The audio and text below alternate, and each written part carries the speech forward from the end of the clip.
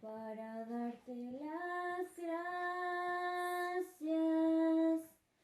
Gracias, Señor. Gracias, mi Señor Jesús. Gracias. Gracias, Señor. Gracias, mi Mucho gusto, Pastor José, gracias.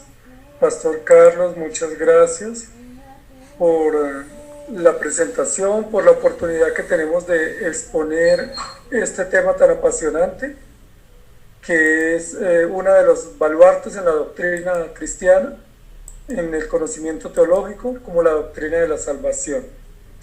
Me han pedido a mí introducir en estas sesiones el curso de soteriología o doctrina de la salvación. Voy a usar un PowerPoint. Si el pastor me permite compartir la pantalla. Voy a usar un PowerPoint para desarrollar las sesiones en estos días. Quiero saber cómo está mi audio, si me están escuchando bien.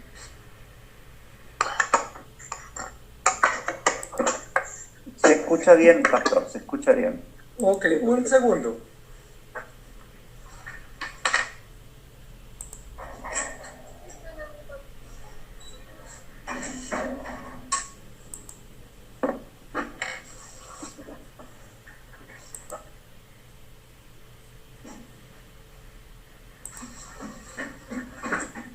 Ok, entonces ahí estoy compartiendo pantalla. Vamos a aprovechar el tiempo. Yo sé que ustedes son hermanos muy estudiosos, muy entusiastas en el estudio de las escrituras y que están también deseosos de poder sacarle provecho a estos tiempos y a estos materiales que estamos analizando.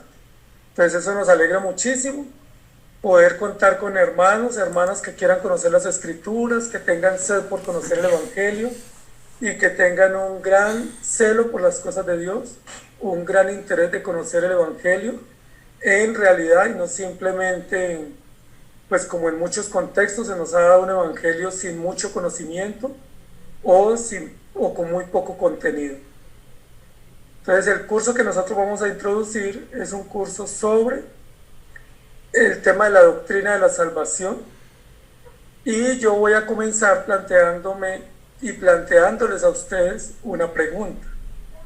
La primera parte yo voy a dedicar a hacer una exposición, no me comentaron cuál es la metodología de la clase, pero voy a dedicarla a hacer una exposición y después que termine la exposición, pues vamos a dar la oportunidad para inquietudes o dudas o aportes que surjan en el tiempo de la exposición. Casi todo lo que yo voy a exponer va a estar en las diapositivas para que logren tomar apuntes si es necesario. Y la mayoría son reflexiones propias, no siguiendo la guía de un libro. Entonces, la primera pregunta que nos vamos a plantear en esta noche, es en la lección número 1, es ¿redención o salvación? Esa es una pregunta que yo quiero que nos planteemos y vamos a intentar resolverla en la clase de hoy. La clase de hoy va a ocuparse de hacer una introducción general a este tema bajo esta pregunta o bajo este interrogante. Normalmente nosotros hablamos de la salvación y la doctrina de la salvación, pero la pregunta es, ¿debiéramos hablar de la doctrina de la salvación o mejor hablar de la doctrina de la redención? O sea, ¿cuál de estos dos aspectos o estos dos temas o pilares de la doctrina sería más efectivo desarrollar, conocer y aplicar, y por qué? Pues, ¿qué implica hablar de redención? ¿Qué implica hablar de salvación? Y cuando hablamos de esta doctrina, que es la doctrina del beneficio que nos ha dado Dios a través del perdón de los pecados, ¿cuál sería el término o el abordaje más adecuado que debiéramos darle al tema? Entonces eso es lo que vamos a desarrollar básicamente en esta noche. Y luego, pues ya tenemos el plan para las otras clases. Entonces la pregunta que vamos a analizar, ya lo dijimos, es redención o salvación. Entonces me gustaría que meditáramos un poco en eso, ¿sí? Puede que para alguien redención y salvación sea sinónimo. Es muy probable que alguien diga, pues es cuestión de términos y no es importante hacer una distinción, ¿sí? Es posible que para otro hermano diga, no, sí hay distinción entre los dos conceptos y sí hay un énfasis marcado en cada uno de ellos, y dependiendo del concepto base que tomemos, va a ser el hilo conductor que vamos a tener en el tema. Entonces la pregunta es, ¿cuál de estos dos conceptos sería el concepto fundamental o el término esencial para poder manejar, comprender y analizar esta doctrina que queremos estudiar? ¿Cuál sería el punto de partida para nosotros analizar el tema de la salvación? ¿Partimos del concepto de redención o partimos del concepto de salvación? ¿Qué implicación tiene y por qué esas implicaciones? Entonces creo que el tema de la redención tiene que responderse bajo dos preguntas para poder ir marcando la distinción que yo considero que hay en estos dos términos. La pregunta que debe identificar qué significa la redención o la distinción entre redención y salvación es qué y quién. Y aunque esas preguntas son básicas, pues son preguntas muy importantes que debemos hacernos a la hora de identificar cuál es el pilar sobre el cual está fundamentada esta doctrina, cuál es el punto de partida y cuál de estos dos conceptos ancla más la doctrina a la verdad absoluta de Dios y al carácter revelado de Dios en las Escrituras. Entonces la pregunta que nos planteamos es ¿qué y quién? ¿Sí? Y eso nos plantea otra pregunta en paralelo, y es ¿para qué y para quién? Entonces, marcando la diferencia, pudiéramos decir que redención, o el término o el concepto redención, apunta al qué y al quién. Es decir, se dirige a qué es lo que se hace y quién es el que hace. ¿Qué es lo que se estableció? ¿Y quién lo ejecuta o quién lo estableció? ¿O quién es el responsable directo de eso que se estableció? Por su parte, el término salvación no sería sinónimo directo del término redención, sino que sería un término o un resultado derivado de la redención, que responde a dos interrogantes, y es ¿para qué y para quién? ¿O sobre quién? Entonces el uno define el qué y el quién, y el otro define el para qué y para quién. Y esa distinción, aunque parezca muy sutil, puede ser importante a la hora de analizar la doctrina, y no solo en el desarrollo de la doctrina, sino también en el desarrollo pastoral y en el desarrollo de la comprensión propia de la vida cristiana. No es en vano que la gran mayoría de cristianos o de iglesias aborden esta doctrina desde el concepto de la salvación. De hecho, la doctrina se conoce como soteriología, basada en la etimología del término salvación, es decir, basada en el para qué y para quién, y no fundamentada en el qué y el quién. Y esa distinción marca enfoques, postulados y orientaciones pastorales y prácticas de vida cristiana. Nosotros como seminario bíblico y seminario histórico, y como pastores también de iglesias bíblicas e históricas, procuramos ser lo más cuidadosos en la presentación y análisis de las doctrinas, primero para que sean bíblicas, con sustento suficiente, pero en segundo lugar para que ese cuidado pues nos permita tener un buen celo que honre el carácter de Dios y orden y cumpla el orden debido en la revelación. Entonces vamos a ir definiendo un poco más los conceptos qué y quién en lo que queremos decir. Cuando hablamos de qué y quién, referido al concepto de redención, estamos hablando del benefactor, es decir, de aquel que es fuente de todo bien y que otorga beneficios o que facilita beneficios, o que determina beneficios como garante o como benefactor, o como autor, o como responsable directo de aquello que se va a realizar o se va a ejecutar. Otro aspecto que nos ayuda a responder al qué y al quién es quién emite, quién es el emisor, ¿sí? El que promulgó, el que promovió, el que dio a conocer, el que publicó esto que nosotros queremos ver, que es la redención. El término redención, bajo las preguntas qué y quién, nos indica el autor. El qué es el programa y el quién es el autor. Es decir, cuál es el programa que se definió o el plan y quién es el autor o garante o responsable del mismo. Y esos aspectos nos ayudan a nosotros a ir entendiendo que la pregunta del qué y quién, enfocada en la redención, es importante. Ahora miremos la otra pregunta que nos planteamos, ¿para qué y para quién?, enfocada en el concepto de la salvación. En este sentido vamos a encontrar que en el para qué y para quién vamos a encontrar a los beneficiarios. Vamos a ver a los que son alcanzados o son bendecidos por este propósito o por este plano, por este programa, que sería en este caso la redención.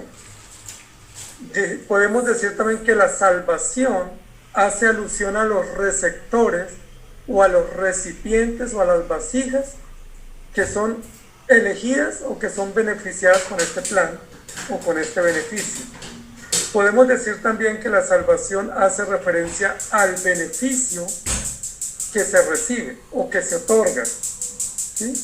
Y en la vasija o el receptor que lo recibe. Y también que salvación, como término en la escritura, hace referencia al resultado.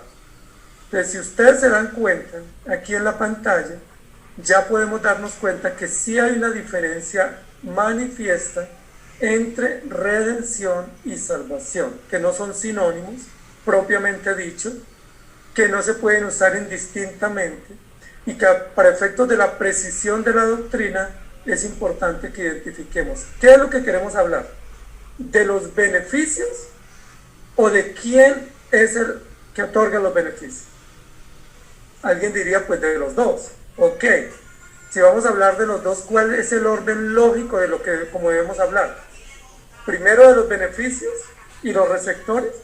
¿O primero de quien definió los beneficios, quien los estableció, y luego quienes los reciben o se benefician? Aquí el orden de los resultados o de los sumandos sí altera el resultado. Entonces, si decimos que es primero el beneficiario y que es mayor o más importante hablar del beneficio del resultado, estaremos bajo un enfoque tanto bíblico como teológico como pastoral, un poco centrado en el hombre o humanista, o simplemente de utilidad, o bajo un enfoque de esta doctrina basado en el resultado o en los recipientes o en los beneficios o bendiciones, y no partiendo de quién otorgó el beneficio y qué carácter tiene quien lo otorgó y por qué lo otorgó y en qué consiste eso en el carácter de él como benefactor y como autor del plano del programa. Entonces aquí nos arroja esta columna que estamos viendo, nos arroja dos resultados, ¿sí? El resultado que nos arroja es que cuando hablamos de qué y de quién, estamos hablando directamente del Redentor, es decir, del plan de Dios, del programa eterno, y de quién es el responsable de cumplir, ejecutar y validar este programa en la historia. En este caso, el Redentor. Redención, Redentor. No podemos hablar de redención sin Redentor. Y en la otra columna, cuando hablamos de para qué y para quién, estamos claramente hablando de los pecadores que reciben como beneficio, o que son receptores, o que son beneficiados, o que tienen como resultado, en este caso, la salvación. Entonces, si pudiéramos precisar un poco los términos en esta columna, diríamos que redención alude al programa eterno, basado y fundamentado en la revelación histórica de Jesucristo para fines redentivos, y que salvación tiene un énfasis o un uso semántico un poco más volcado hacia el beneficio o hacia el receptor o hacia el resultado que reciben los pecadores que son alcanzados por este programa o por este plan de redención. Entonces, si ya nos queda claro esto, pudiéramos pasar aquí a una siguiente pantalla o diapositiva para seguir analizando un poco el tema. Redención o salvación. ¿Qué se da y qué se recibe? Ya lo hicimos un poco, lo detallamos un poco en la pantalla anterior. ¿Qué se da y qué se recibe? Y eso que nosotros vamos a ver, lo que se da y lo que se recibe, lo voy a poner acá ahora con algunos versículos bíblicos que nos ayuden a tener claridad sobre esta pregunta y sobre estos enfoques que queremos hacer sobre este tema. Entonces vamos a poner unos versículos.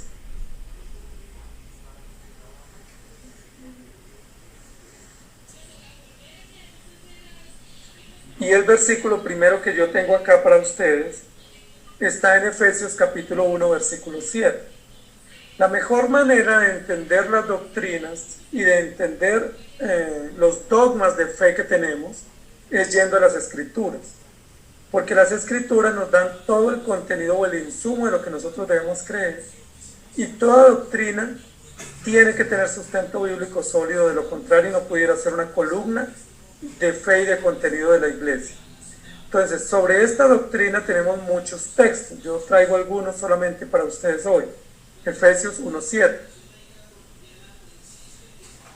En él tenemos redención mediante su sangre, el perdón de nuestros pecados según las riquezas de su gracia.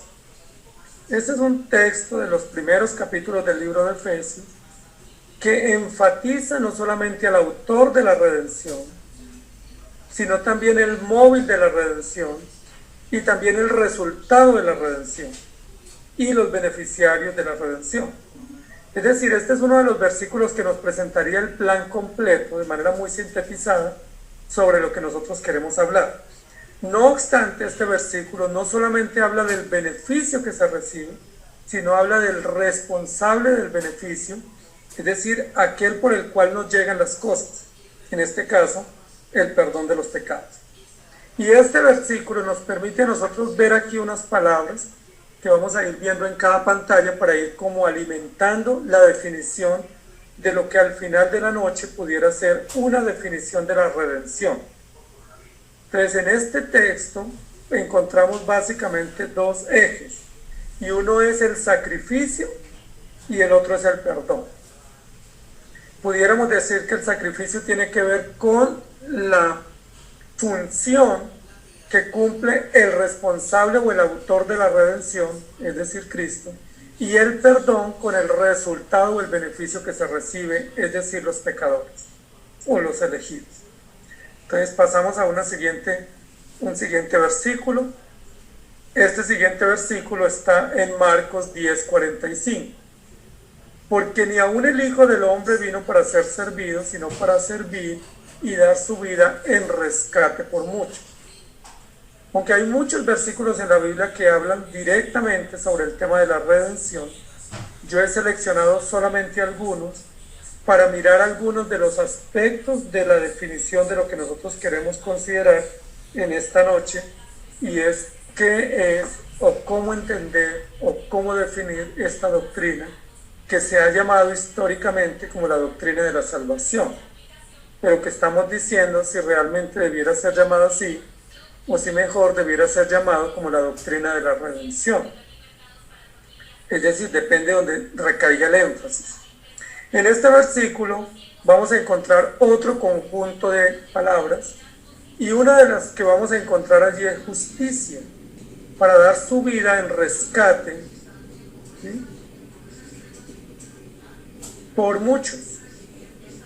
Justicia y rescate son dos palabras que pudiéramos decir resumen este versículo en cuanto al tema que estamos estudiando.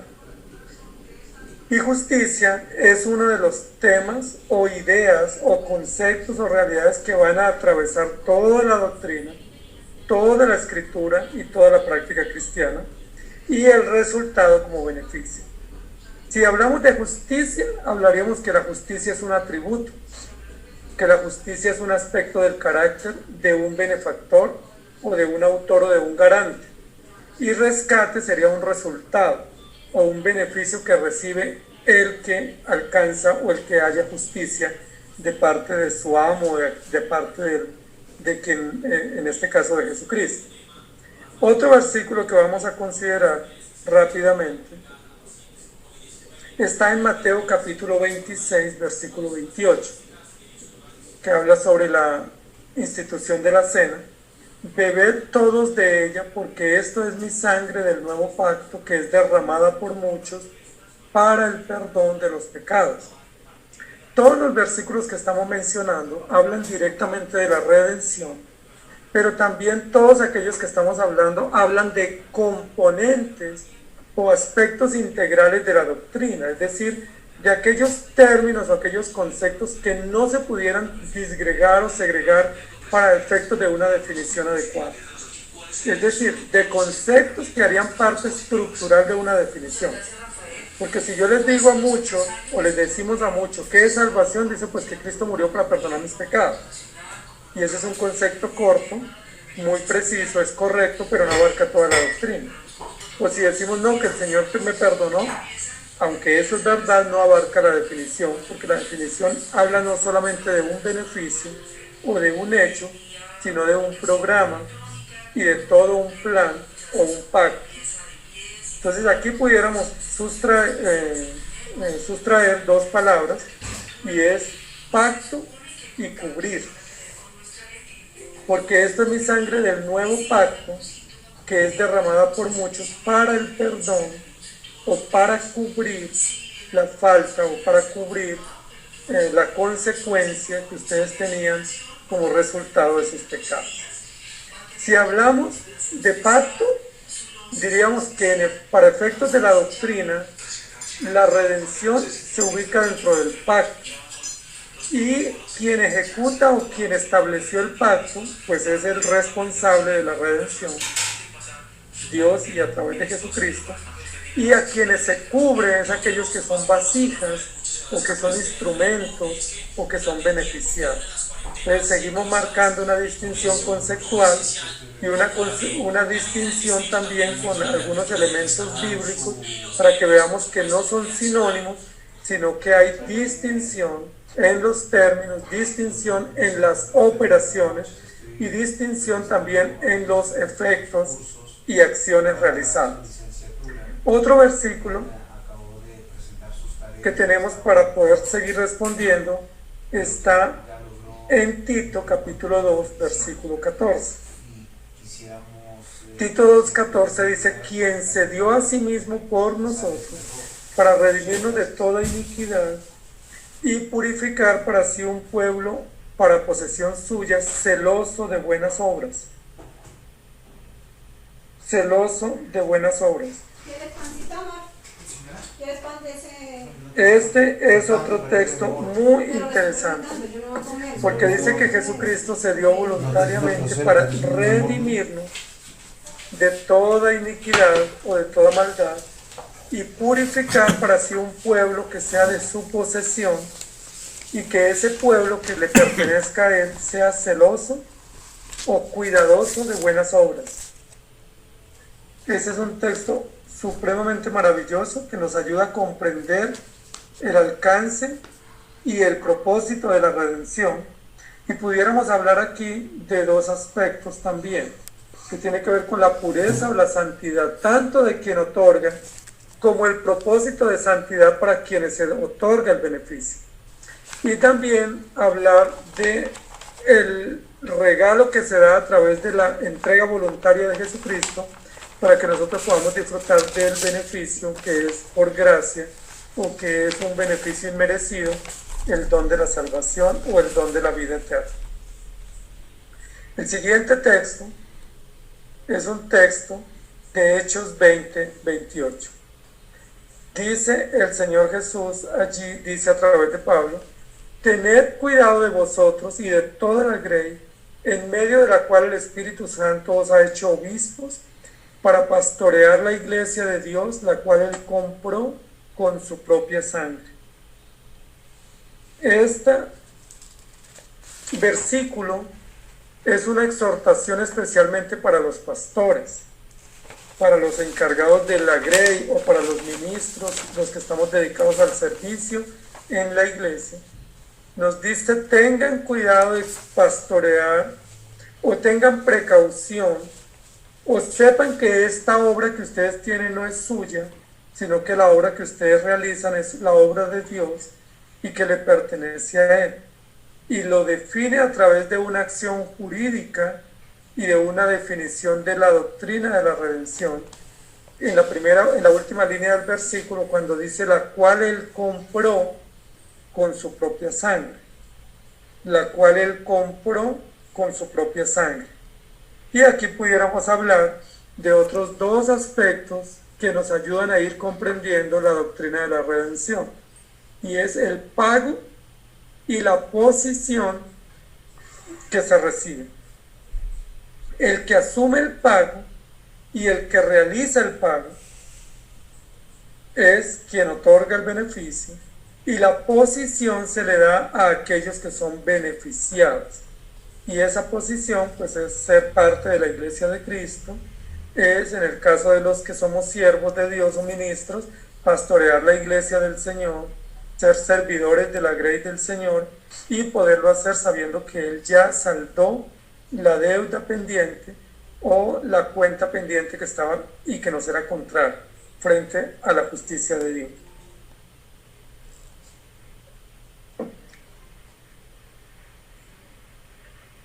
Muy bien, el siguiente versículo lo he tomado de 1 Corintios 7:23, donde el apóstol Pablo, también hablando a la iglesia de Corinto, dice: comprados fuisteis por precio, no os hagáis esclavos de los hombres. Comprados fuisteis por precio, no os hagáis esclavos de los hombres. Y este versículo también vuelve y nos ayuda a poder entender un tema que nosotros estamos desarrollando relacionado con la redención y la salvación.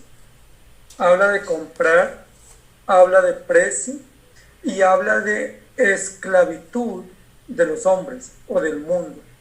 Entonces es muy importante esta distinción que está manejando la Escritura en muchos textos. Una distinción que no solamente nos ayuda a definir los conceptos, sino que nos marca la estructura de los conceptos, es decir, en cuanto a asuntos jurídicos, en cuanto a asuntos legales y en cuanto a beneficios de libertad o beneficios de salvación. Entonces, según este texto, pudiéramos también sacar otros dos términos aquí, y uno de ellos es comprar y el otro es libertad. ¿Sí? Fuisteis comprados por precio para ser libres y no esclavos de los hombres o esclavos del mundo. Entonces, si nos preguntaran qué es redención, redención tiene que ver con comprar y salvación tiene que ver con libertad, o dar libertad, o hacer libres para no seguir en la condición de esclavitud.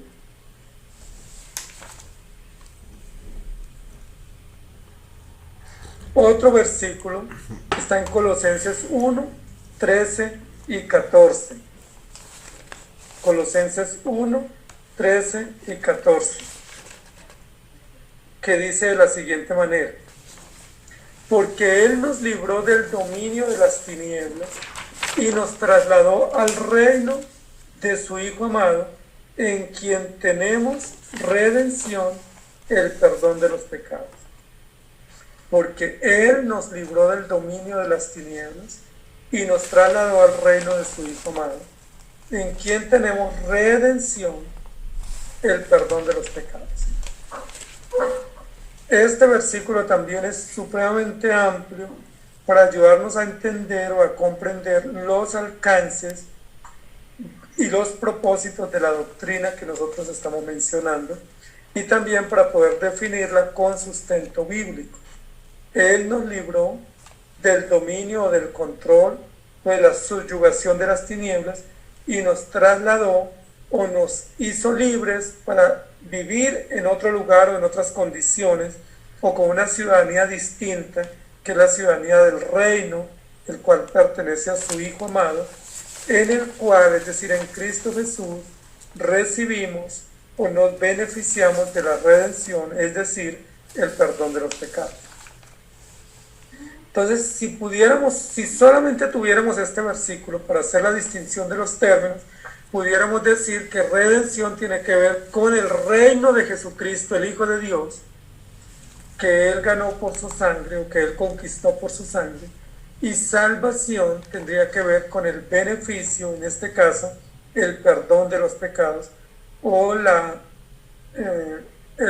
que el Señor quite la condenación o la culpa que venía sobre nosotros a causa del pecado. Esto nos permitiría a nosotros hablar de otros dos términos interesantes, en los cuales vamos a poder avanzar un poco más adelante, y es que redención y salvación tiene que ver con trasladar y con establecer una relación que tiene que ver con justicia, con santidad, pero una relación también fraterna y una relación filial de Dios o de Cristo con sus hijos o con aquellos que han sido alcanzados. Entonces estamos intentando definir esta doctrina con sustento bíblico y con algunos ejes que nos plantea la Escritura a través de estos textos que nosotros vimos y que estamos leyendo. Entonces nos planteamos al comienzo ¿qué y quién? ¿Sí? Esa es la pregunta. Entonces cuando hablamos de la doctrina de la salvación, debemos primero preguntarnos ¿qué y quién?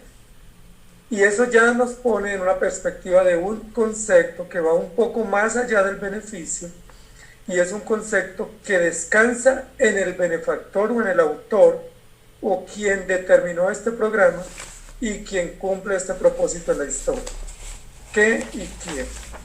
Y eso nos ayuda para poder mirar un poco algunos aspectos relacionados con qué y quién, que ya los vimos aquí en los textos anteriores. Entonces, varios de los textos que mencionamos hacen alusión a un sacrificio o al sacrificio. Cuando nosotros hablamos de redención en términos bíblicos y en términos de la doctrina bíblica, necesariamente esa definición de redención o esa explicación del término redención o esa comprensión del hecho de la redención tiene que pasar por el sacrificio. Es decir, si la definición de esta doctrina, si la comprensión de esta doctrina no pasa por el sacrificio o no contiene el sacrificio como parte integral de su definición, estamos hablando de algo totalmente ajeno a lo que la Biblia habla por redención. Porque la redención se fundamenta en un hecho histórico. Y ese hecho histórico, conocido universalmente, y en el cual creemos y confiamos los creyentes, es el sacrificio del Redentor, o el sacrificio del sustituto, o el hecho de que alguien tomara el lugar y se sacrificara voluntariamente o se diera voluntariamente para cumplir o para satisfacer unas demandas de la justicia de Dios. Si nosotros nos enfocamos en la salvación, es probable que descuidemos el hecho del sacrificio, porque conocemos muchos movimientos protestantes evangélicos que se enfocan mucho en el tema de la salvación, pero no hacen hincapié en el tema del sacrificio. Es decir, se enfocan en los beneficios, en los efectos, en los resultados, en los alcances, en los privilegios, pero no se enfocan en cómo esos privilegios nos llegaron. Y para que esos privilegios nos lleguen, para que los conozcamos, para que los podamos disfrutar y para que podamos tenerlos como resultado de un plan, tuvo que ser efectuado un sacrificio. Y ese sacrificio histórico que conocemos por la Escritura es un sacrificio que fue determinado desde antes de la fundación del mundo. Y es un sacrificio que está prometido desde el comienzo de la historia en Génesis, los primeros capítulos. Y es un sacrificio que está anticipado y que está ejemplificado y que está registrado ampliamente en la Escritura a través de muchos sacrificios simbólicos y muchos sacrificios sustitutorios del Antiguo Testamento, anunciando y advirtiendo y cumpliendo fielmente las demandas de este sacrificio a través de animales, como dice el libro de Hebreos, que eran sombra del que había de venir. Entonces, si definimos salvación sin sacrificio, estamos en un serio vacío conceptual y un serio vacío histórico y un serio vacío pastoral, porque la salvación, entendida como redención, parte de un hecho histórico planeado que garantiza el beneficio, y ese hecho histórico es el sacrificio. Además de eso, tenemos que decir que el concepto de la redención, a diferencia del concepto de salvación, enfatiza mucho más el tema de la justicia. Y varios de los pasajes que leímos hacen alusión a la justicia. Cuando nos enfocamos de manera desmedida en el beneficio, corremos el riesgo de perder de vista la justicia. Es decir, el beneficio nos llegó como un hecho de justicia, no nos llegó como una situación al azar, no nos llegó como un mérito, no nos llegó como un logro, no nos llegó como una conquista. El beneficio de la salvación nos llegó a nosotros a través de la justicia como un hecho jurídico y como un hecho justo y como un hecho que demuestra que se hizo plena justicia, no para el hombre, sino para el plan de Dios y para las demandas santas del carácter de Dios.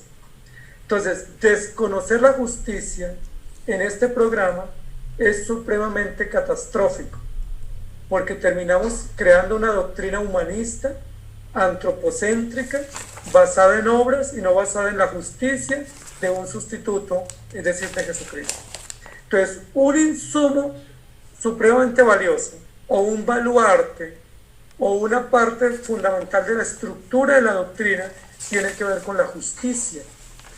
No con la justicia nuestra, ni con la justicia que nos llega a nosotros, porque a nosotros la única justicia que nos debiera llegar es condenatoria, sino con la justicia que se hace frente a las demandas de Dios, o frente al ser de Dios, o cómo se vindica el carácter de Dios frente a la rebeldía del hombre al violar la ley, y cómo se hace plena justicia a través de Jesucristo en su sacrificio cruento en la cruz. Entonces, la justicia juega un papel supremamente esencial en el desarrollo, en el análisis y en la comprensión de esta doctrina, porque sin justicia no hay salvación, y sin justicia la redención no existe, porque la redención no es un plan de impunidad, no es un plan de indulto, tampoco es un plan de borrón y cuenta nueva, sino que es un plan o un programa donde se exalta de manera categórica, de manera esencial y sublime la justicia, no solamente la justicia plena y absoluta de Dios, sino la justicia como valor, la justicia como aspecto propio de todo contrato y de toda relación. Es decir, la redención no solamente exalta la justicia de Dios, a Jesucristo como Rey y Mediador justo, sino la justicia como un hecho propio de la vida que debe primar en todo tipo de relación. Otro de los componentes propios de la doctrina de la redención dijimos que es el pacto. Cuando hablamos de pacto, hablamos de una decisión o una determinación o un acuerdo que se hizo y que se estableció, en el cual se incluyen unas cláusulas, en el cual hay unos propósitos, en el cual hay una actividad a realizar y en el cual hay unos beneficiados o unos resultados. Ese pacto no tiene que ver con la salvación. El pacto está en línea directa con la redención, porque la redención es un plan eterno que se conoce y se entiende a través de lo que se conoce en la doctrina como el pacto eterno de redención, o el pacto de salvación, o el pacto de la redención de Dios para su pueblo, para los creyentes. Entonces, el tema del pacto encaja perfectamente en la doctrina de la redención, porque la redención es la expresión pública o la expresión manifiesta o la expresión histórica del pacto eterno de Dios o del decreto eterno de Dios.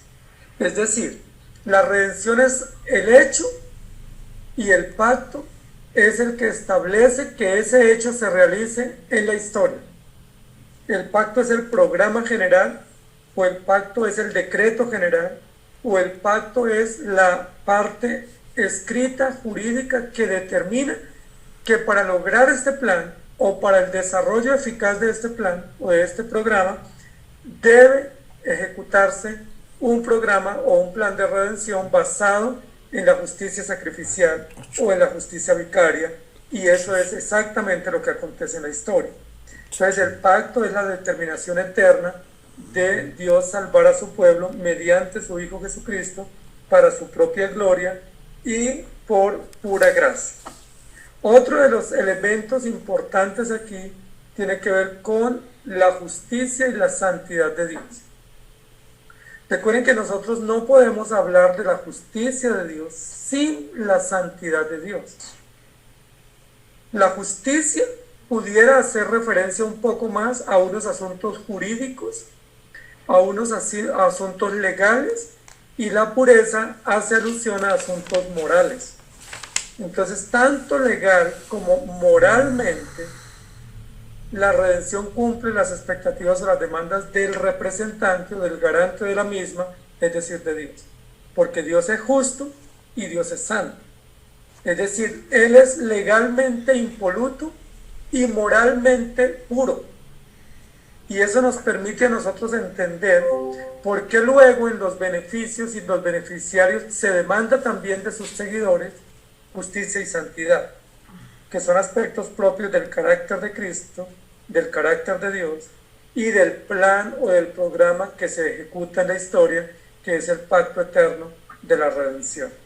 La pureza juega un papel muy importante, porque tiene que ver con asuntos morales, es decir, no hay ninguna malicia en el plan, no hay ningún viso de maldad, de engaño, de manipulación, de utilidad, de beneficio propio, no hay ningún interés de tergiversación, de alteración, no hay ningún acto inmoral en este programa, sino que este programa que se ejecuta en la historia es absolutamente justo en términos legales y perfectamente puro en términos morales.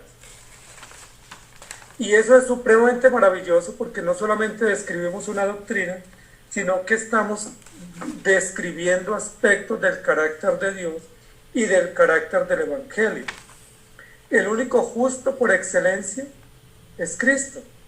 Por eso es el único sustituto perfecto para satisfacer las demandas de Dios en el sacrificio.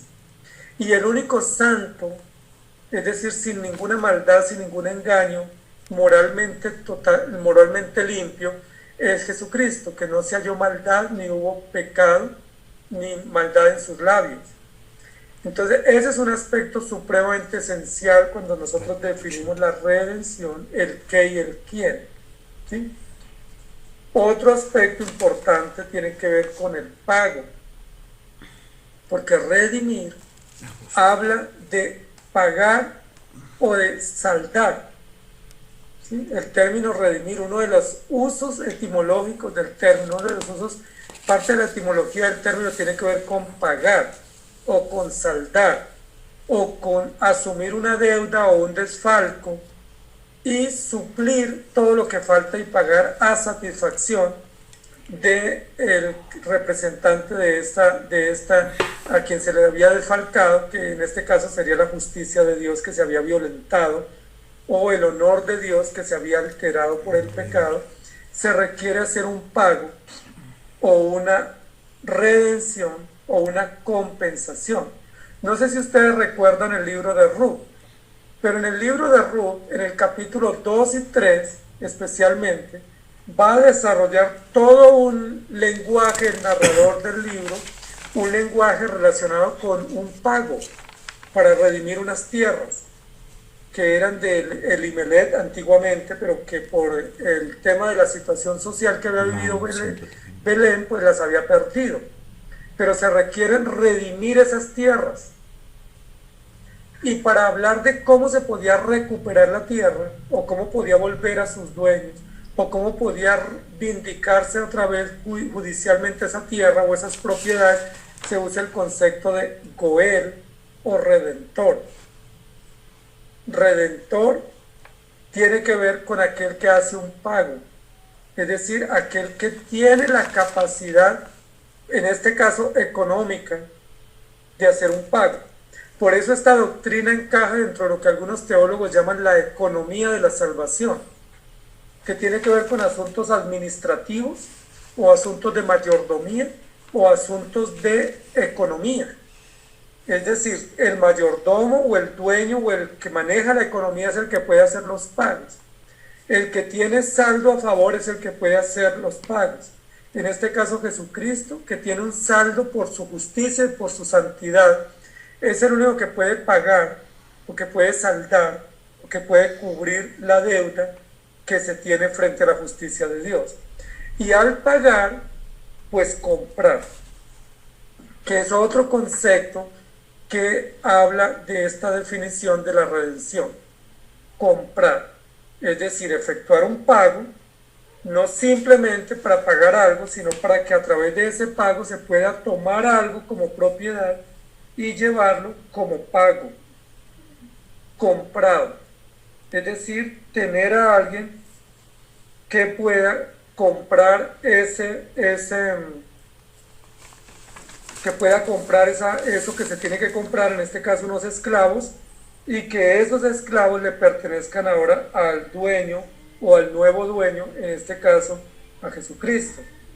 Es muy interesante para que nosotros podamos entender este tema de la redención. La redención no solamente es pagar, sino que la redención implica comprar, ¿sí? Comprar en un mercado o comprar en un mundo donde hay toda clase de negocios, pero negocios dañinos y perjudiciales, y que alguien justo y alguien limpio moralmente compre para efectos benéficos o efectos justos y misericordiosos.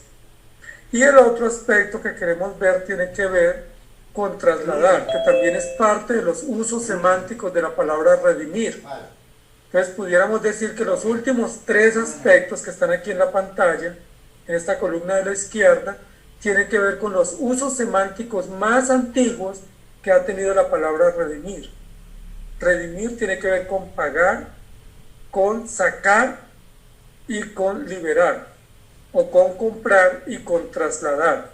Y eso es importante, porque algunos de los versículos que vimos anteriormente estaban hablando justamente de eso, que lo que nosotros estamos haciendo sobre el tema de la redención tiene que ver con trasladar, es decir, con sacar y cambiar de lugar, que es supremamente importante que nosotros entendamos que la redención implica un hecho jurídico, un acontecimiento histórico, para poder trasladar o cambiar de lugar a las personas que son sacadas de un mercado o que son trasladadas de una condición para otra, en este caso de las tinieblas a la luz o del mundo al reino de Dios.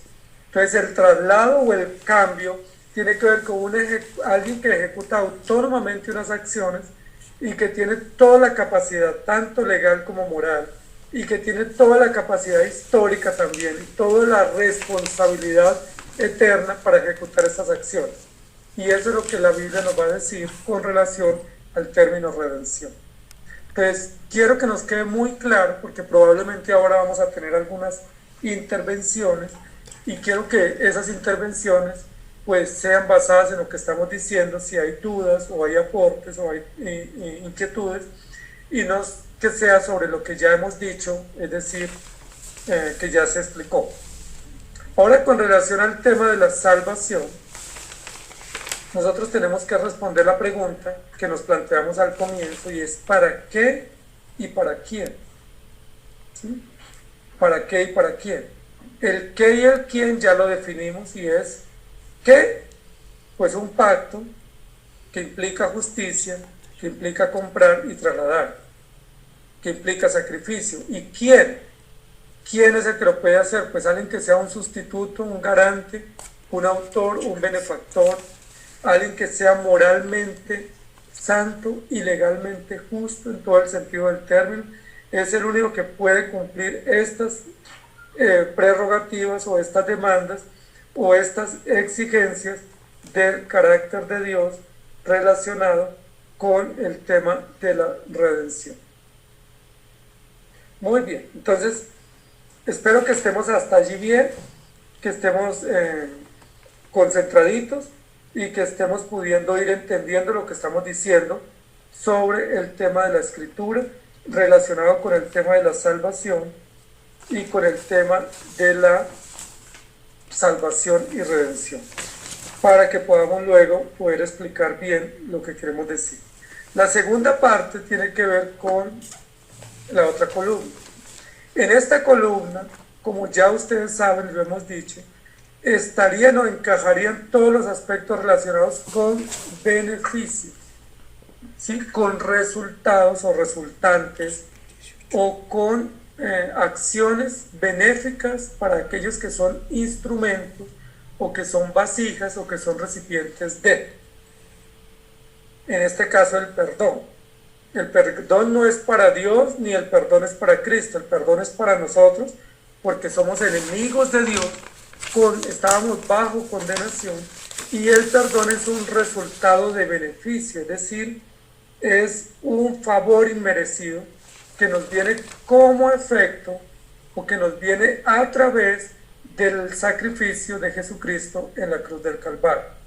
Es decir, el hecho histórico del sacrificio y el hecho jurídico del sacrificio de Jesucristo trae como resultado o como beneficio para aquellos que son beneficiarios de la salvación el perdón de los pecados.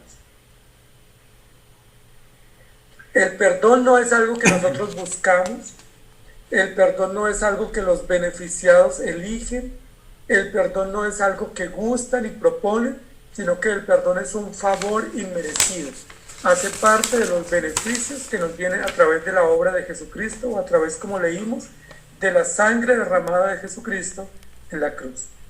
Ese es un beneficio extraordinariamente hermoso, porque el solo hecho de que hable de perdón como beneficio inmediatamente nos da a entender asuntos jurídicos. Es decir, si a alguien se le perdona es porque estaba bajo condenación o bajo sentencia. Si a alguien se le perdona es porque estaba condenado a una condición terrible, en este caso pues de ira divina sobre él. A aquel que se le perdona es porque ha obrado mal y porque la relación o el vínculo está roto, y por eso se tiene que otorgar o se tiene que facilitar el perdón.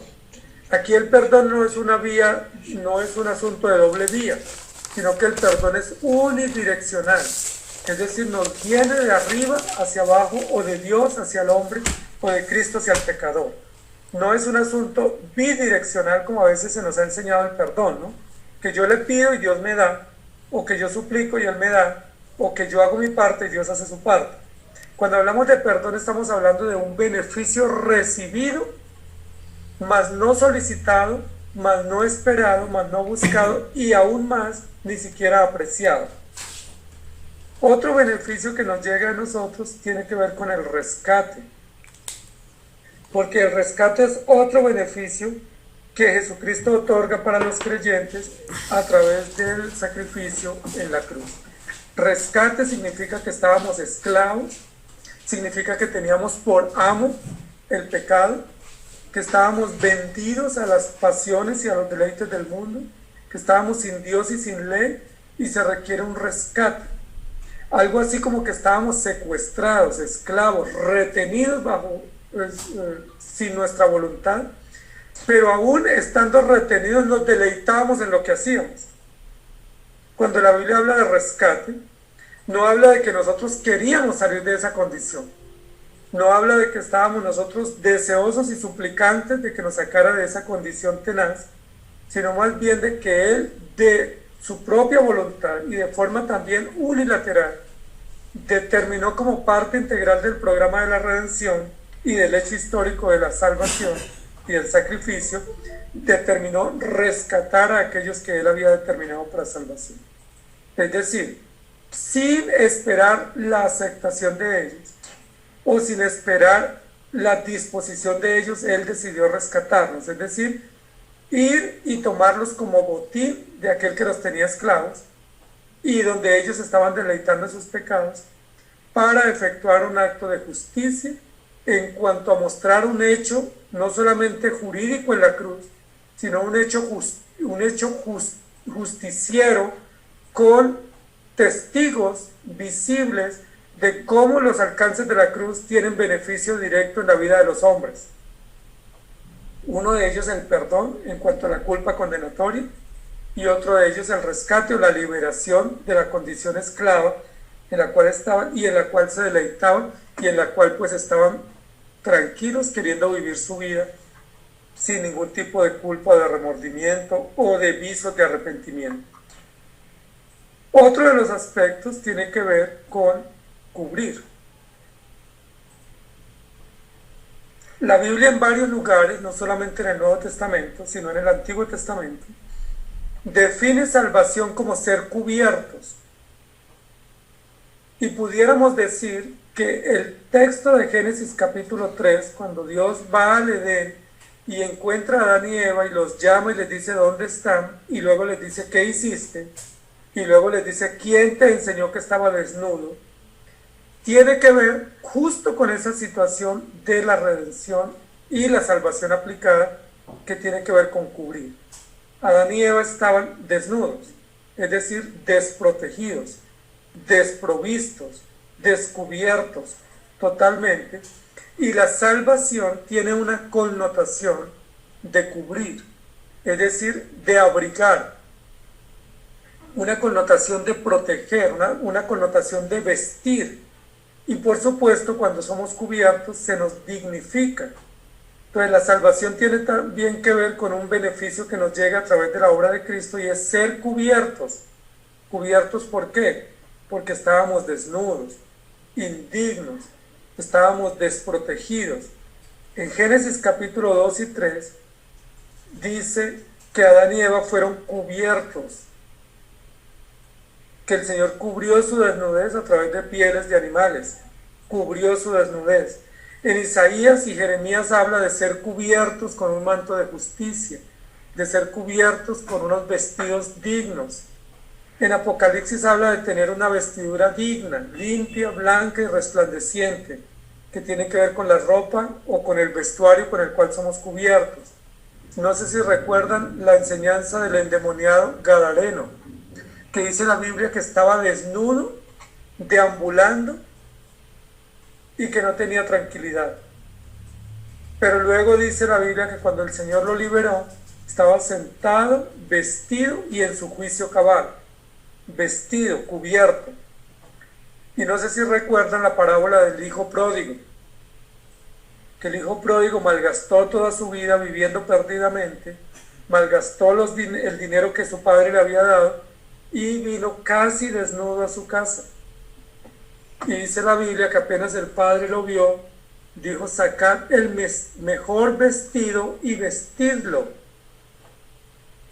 Es decir, la salvación tiene una connotación de cubrir o vestir o proteger de una condición de la cual el mundo y el pecado y nuestro propio corazón nos deja, y es totalmente desnudos.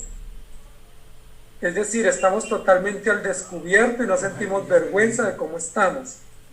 Estamos totalmente desprotegidos y desprovistos y ni siquiera nos tomamos por enterados. Pero cuando Jesucristo viene de manera sobrenatural, de manera unilateral también, Él nos cubre. Ninguno le dijimos cúbrenos, porque estábamos tranquilos así, porque así vive todo el mundo. pero el Evangelio trae como beneficio a través de Jesucristo el que somos cubiertos o el que somos vestidos, y que de esa manera no solo se cubre la desnudez, sino que se dignifica al creyente para que se pueda comunicar o relacionar con el Señor y vivir con Él para su gloria. El otro aspecto que tiene que ver acá es el regalo, ¿sí? El regalo que nosotros recibimos. El regalo es la salvación. Ese regalo, hemos hecho mucho énfasis cuando hablamos de la salvación, pero a veces perdemos de vista que primero ese regalo no lo merecíamos. Segundo, ese regalo nosotros no lo elegimos. Tercero, ese regalo nosotros tampoco lo hemos apreciado. Y ese regalo no es un regalo de los que nosotros estuviéramos deseosos de tener. Porque normalmente si me dijeran a mí qué quieren que les regale, posiblemente pensaría en una casa, en un carro, en un viaje, en salud, o en poder vivir y ver crecer a mis hijos o mi familia. Esos serían los regalos que nosotros pediríamos. Pero este regalo que tiene que ver con justicia y que tiene que ver con rescate y que tiene que ver con perdón y con ser cubiertos, absolutamente a nadie se le hubiera ocurrido pensar. Muchos decimos, es que ese es el regalo que Dios me dio y es el regalo que yo esperaba. No, nadie esperaba este regalo. Nadie lo merecía, sino que nos viene por gracia, de forma absoluta, como decisión de Dios y como determinación unilateral de Él. Este regalo es un regalo que viene planeado por Dios, que tiene que ver con justicia, que tiene que ver con dignidad y que no tiene en absoluto nada que ver con cosas propias o directamente materiales o temporales, sino que tiene que ver con restaurar al hombre a la posición de hijo de Dios y a la posición de redimido y heredero por gracia. El hombre estando muerto, se le da vida. Y esa es una expresión del regalo de la salvación. Estando esclavo, Dios lo liberta. Y es una expresión del regalo de la salvación. Y siendo enemigo, es reconciliado o amistado con Dios como expresión esencial del regalo de la redención. Entonces, cuando hablamos del regalo de la vida eterna, a veces pensamos que esto es como un intangible. Sí, como algo que Dios me dio y ya. No, este regalo es todo un plan que tiene que ver con el carácter de Dios, tiene que ver con un programa eterno, tiene que ver con hechos históricos y tiene que ver con compromisos y con acciones y con deberes propios de aquel que lo recibe. Nosotros a veces posiblemente cuando hacemos énfasis en que es un regalo inmerecido y que es de gracia, a veces también como que pudiéramos despreciar todo lo que implica de responsabilidad y de obligación nuestra frente a ese regalo. Es que no se me dio el regalo para que lo pisotee o lo desprecie, o no se me dio para que lo ignore, o no se me dio para que yo lo altere. No, ese regalo se me dio para que yo con ese regalo adore a Dios, le sirva, viva para Él y me rinda enteramente a su servicio y a su adoración, y a vivir para su gloria. Otro de los aspectos relacionados con este tema de la salvación tiene que ver con la posición. La posición. Y aquí pudiéramos hablar que cuando el hombre pecó, la pregunta que el Señor le hace en Génesis 3, ¿qué has hecho? ¿O qué hiciste? O en términos coloquiales, ¿en qué te metiste? Sería como, ¿dónde caíste? Sí, la pregunta retórica, que es una pregunta existencial, la que el Señor le hace en Génesis 3 al hombre y a la mujer, apunta a una connotación como, ¿en qué hueco, o en qué abismo, o en qué barranco te metiste? ¿Dónde estás? Es decir, como, ¿quién te puede sacar de allá? Es una pregunta que no es simplemente ¿dónde estás? Y la respuesta sería detrás de un árbol, o aquí estoy, como si estuvieran jugando a las escondidas. No, es una pregunta que apunta a una realidad existencial del hombre, de una caída o de una miseria esencialmente profunda, de la cual él no puede salir por sus propios medios. y de la cual él ni siquiera es consciente en ese momento. ¿Qué hiciste? ¿Dónde te metiste? Y por eso esa doctrina se ha llamado la doctrina de la caída o el hecho de la caída. Por supuesto, no hay una caída física. El hombre no se cayó y ni se lastimó en esa situación porque fue simplemente un hecho de desobediencia, pero espiritualmente él sí cayó. Cayó de su comunión con Dios, cayó de su relación con Dios y cayó en un abismo del cual él nunca podrá salir. Y cayó en un abismo cenagoso, fangoso, en el cual cada vez que él se mueve se hunde más.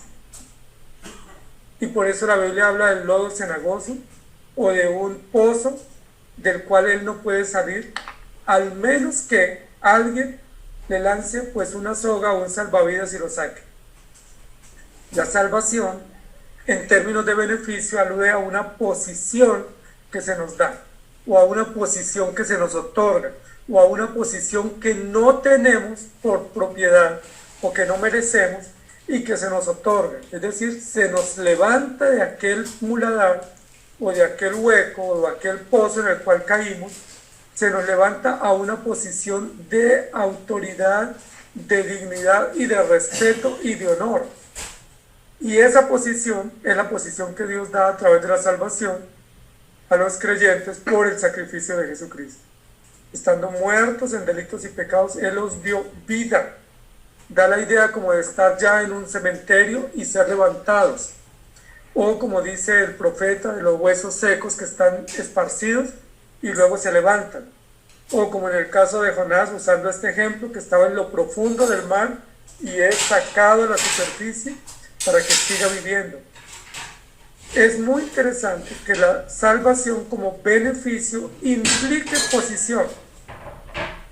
E implique una posición que no merecemos y una posición que no elegimos. Es decir, es por gracia, no solamente lo que recibimos, sino por gracia lo que se nos da y por gracia aún contra nuestra propia condición y contra nuestro propio anhelo y propósito. Y el otro aspecto de la salvación tiene que ver con la libertad. Y ya estábamos mencionando un poco que por el pecado el hombre quedó totalmente esclavo.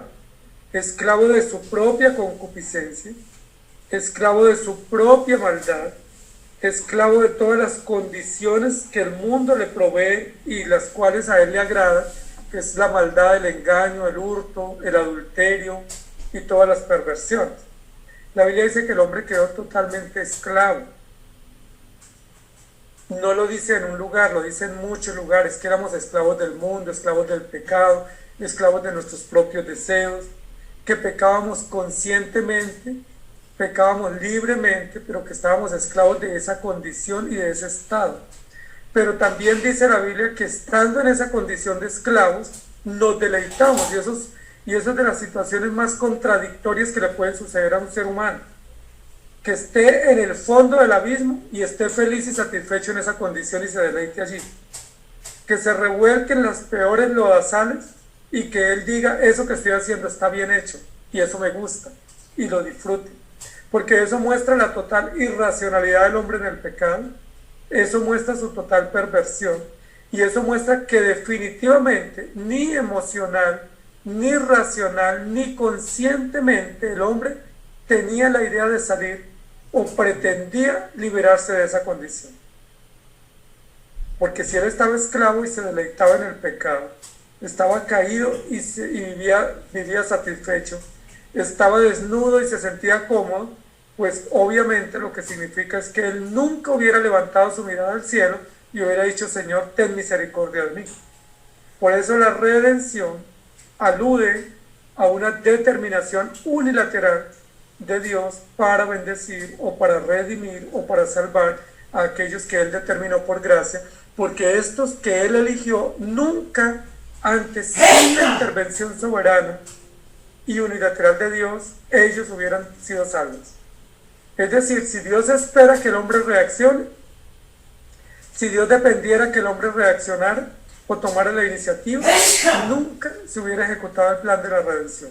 Es decir, nunca hubiera llegado al beneficio, porque el hombre estaba cómodo en su condición miserable y pecaminosa. Y el otro aspecto, esto ya lo habíamos puesto acá. Muy bien. Entonces, esto es muy importante para que nosotros veamos las dos columnas que tenemos aquí. Entonces, si nosotros enfatizamos el para qué y para quién, aunque esto es bíblico, esto es el resultado de lo primero. Y no podemos hablar del resultado sin la ejecución de esa acción o de ese plano, de ese programa. Es decir, no podemos separar el resultado y el beneficio sin el autor del beneficio. No podemos hablar amplia y solventemente del beneficio del resultado sin comprender ampliamente qué fue lo que se hizo, quién lo ejecutó, cómo lo hizo y cómo lo dio a conocer, para que nosotros podamos realmente deleitarnos en la salvación. Es por eso probablemente que muchos creyentes tienen un conocimiento muy precario de Dios, porque ellos simplemente se enfocan en beneficios, y al enfocarse en beneficios no tienen un conocimiento ni un descanso pleno en las promesas y en el carácter de Cristo, ni en un programa seguro y eterno que es el pacto de la redención. Y también porque no ven necesario entender bien quién ejecutó el plan, porque ellos están entretenidos como niños pequeños en un beneficio que recibieron, como si lo merecieran o como si ellos lo estuvieran esperando, cuando no es así.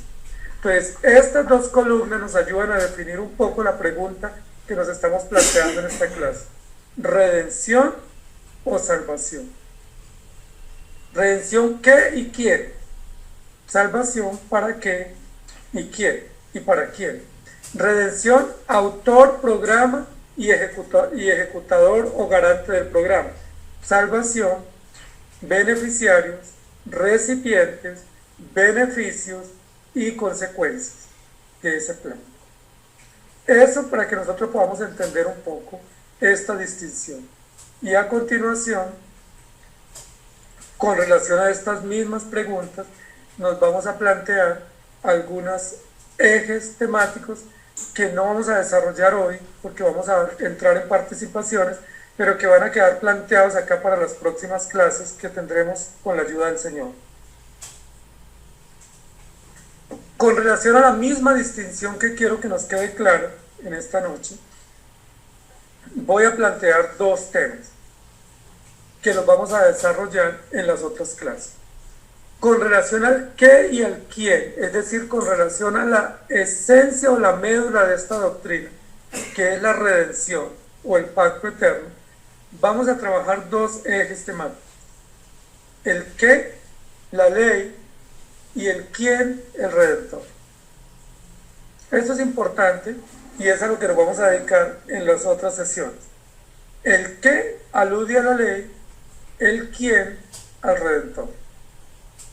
Y con relación al para qué y para quién, tenemos también los temas que nosotros queremos desarrollar, que son dos. ¿Para qué? Para las obras o con relación a las obras o los hechos, y para quién con relación al pecado.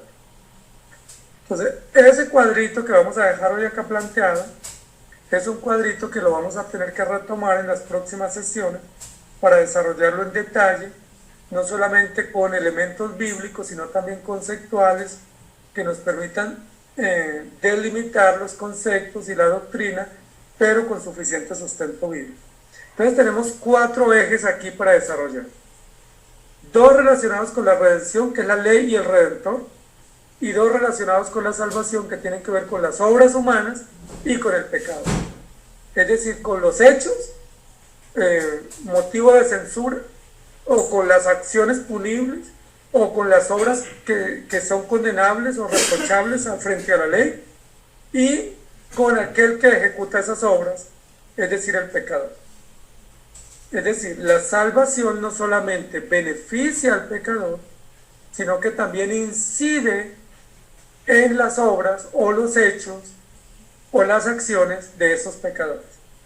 No solamente alcanza al pecador como sujeto, sino que alcanza o involucra las obras o las acciones de él que ha realizado y las cuales son censurables frente a la ley de Dios o frente a la justicia divina. Con relación a la ley, tenemos que trabajar el concepto de norma, o de mandamiento.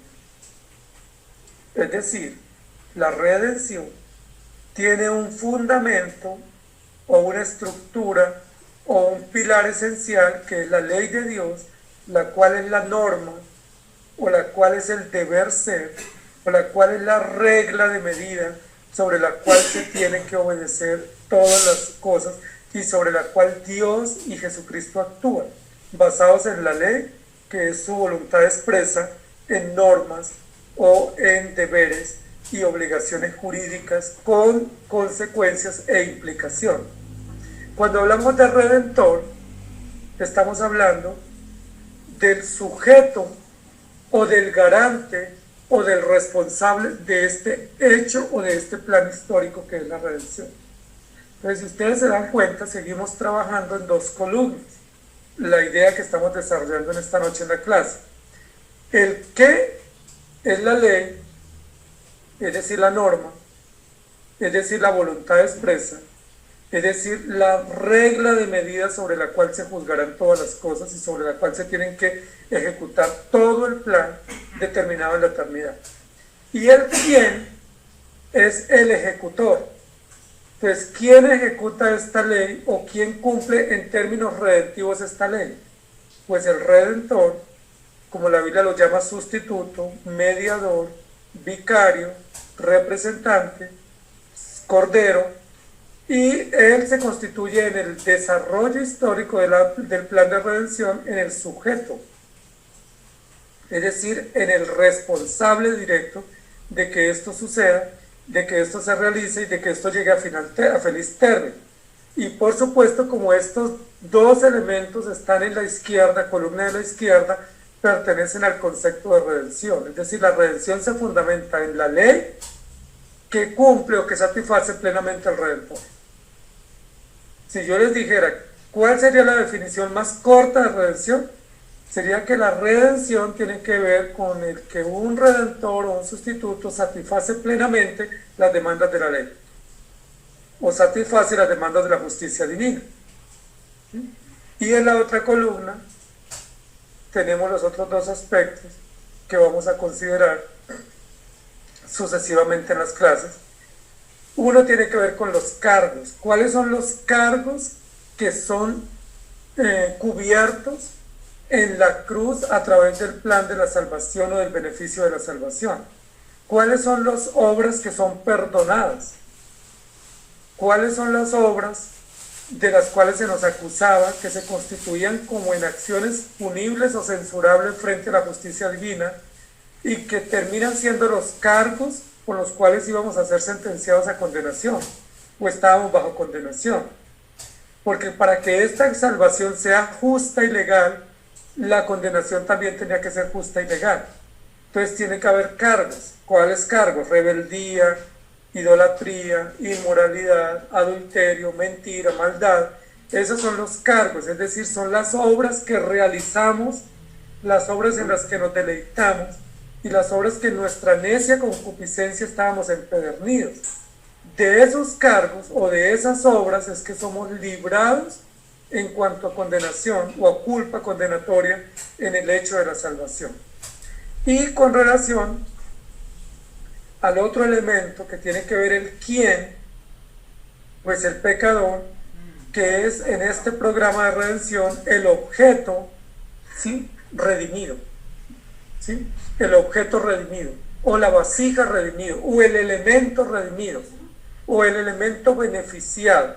No solamente es beneficiado él como ser, sino que es beneficiado en su hacer también, porque sus cargos y sus acciones condenatorias ahora son cubiertos por la justicia y ahora no hay ninguna condenación ni para los que están en Cristo Jesús como personas, ni para las obras que ellos hicieron que eran condenatorias, porque ya el acta de los decretos fue clavado en la cruz y fueron quitados los cargos que nos inculpaban frente a la justicia eterna del Señor. Entonces quiero que nos quede supremamente claro. Tenemos 4 ejes para desarrollar en este curso. 2 ejes relacionados con la redención o el autor del plan. 2 ejes relacionados con los beneficiarios, es decir, las vasijas de la salvación. Los 2 ejes de la redención son la ley y el redentor. y los dos ejes de la salvación son las obras y el pecador, y que todo esto configura lo que llamamos en teología la doctrina de la salvación o la doctrina de la redención o la doctrina del pacto eterno y el beneficio para los redimidos. Hechos capítulo 4 versículo 12 dice: y en ningún otro hay salvación, porque no hay otro nombre bajo el cielo dado a los hombres en que podamos ser salvos. Y en ningún otro hay salvación, porque no hay otro nombre bajo el cielo dado a los hombres en que podamos ser salvos. Este texto nos ayuda otra vez a cerrar este tema, entendiendo que la salvación es unilateral, que la salvación es celestial, que la salvación es propuesta eternamente por Dios, ejecutada eternamente por Dios, aplicada históricamente por Dios y sostenida en los elegidos soberanamente por Dios. Para que no nos quede duda y para que podamos cerrar la puerta a toda participación nuestra en cuanto a la consecución, preservación o elección de la salvación, sino que la única participación nuestra tiene que ver en el deleite, en el gozo y la gratitud por la salvación recibida y en confiar en el Señor, y aún todo eso también proviene de Dios. Entonces, amados hermanos, yo voy a descansar un poco de mi voz y quiero escucharlos a ustedes también sobre preguntas o inquietudes o aportes que ustedes puedan tener con relación a lo que yo he expuesto en esta noche. Si tienen algún aporte, inquietud, duda, participación, que no sea duda sobre su salvación, porque nos toca presentarles el Evangelio. Entonces, los micrófonos se abren para que puedan participar. Si quieren, ahí hay una manito que se puede levantar y les doy la palabra, o abren su micrófono y participen.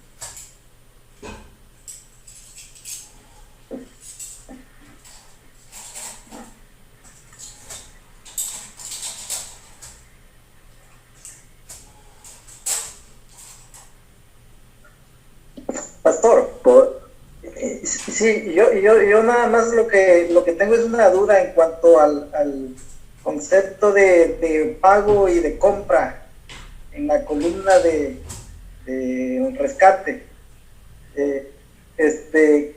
¿Cómo? No me quedó muy claro ahí cuando habló de pago y compra.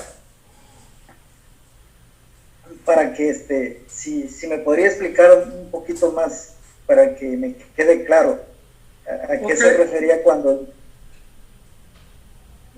Ok, mi hermano Jorge, claro que sí. En el término de la redención y de las acciones que Jesucristo como sustituto o como mediador realiza, están los dos aspectos. Uno es de pagar una deuda, es decir, de saldar una deuda que tiene que ver con la justicia de Dios, ¿cierto? Ese es un poco el tema que queremos desarrollar la próxima clase, pero cuando el hombre desobedece, el hombre violenta la justicia de Dios en cuanto a su ley. Entonces, al violentar la justicia de Dios, se genera una deuda en cuanto a justicia, porque el hombre fue creado para la gloria de Dios, pero el hombre decidió no vivir para la gloria de Dios, y entonces se genera un faltante, por decirlo de alguna manera, porque no pudiera permitirse que el hombre viviera libremente deshonrando a Dios sin que se vindicara o se satisfaciera la justicia eterna de Dios. Y en ese caso se tiene que pagar, ¿sí? El pago tiene que ver con una satisfacción. Pudiéramos reemplazar la palabra pago por satisfacción o vindicación, ¿sí? Pero obviamente la Biblia, como usa metáforas, una metáfora que usa para darnos a entender ese tema es la de un pago. Como cuando uno está adeudando algo ante un acreedor, sea en el banco o otro tipo de acreedor, y alguien va y dice: no se preocupe, yo pago, ¿sí? O yo satisfago. Ese pago tiene que ver frente a la justicia de Dios, estamos hablando en términos jurídicos, porque se cumple, se satisface plenamente las demandas de la justicia, ¿sí? Y en cuanto a la compra, tiene que ver porque el hombre quedó esclavo de delitos y pecados. Y al quedar esclavo, el hombre perdió su identidad como hijo de Dios o como criatura de Dios creado para la gloria de Dios.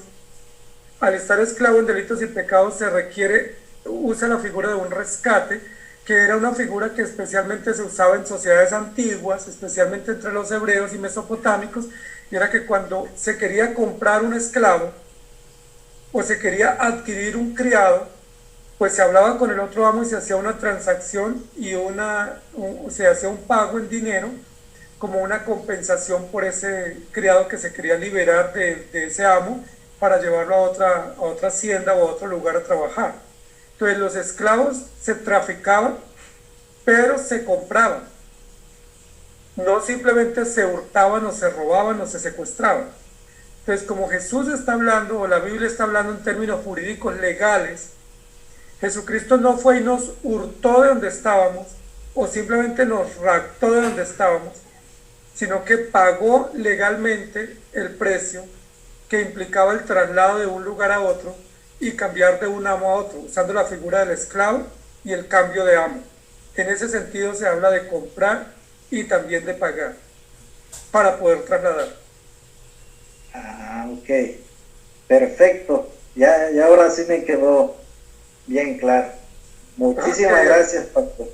Ahora, con respecto a los beneficiarios, ahora me queda claro que la salvación no es simplemente un ticket gratis para irnos al cielo, sino es un aspecto mucho más amplio que tiene que ver con todos estos elementos que citó ahora en la columna. Muchísimas gracias, pastor.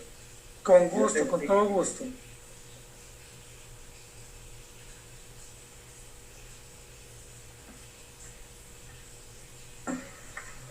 A mí me contaron que ustedes eran buenos para hablar, pero los veo muy tímidos. Hola, pastor. Tengo una pregunta por acá. Hermano Diego. Sí.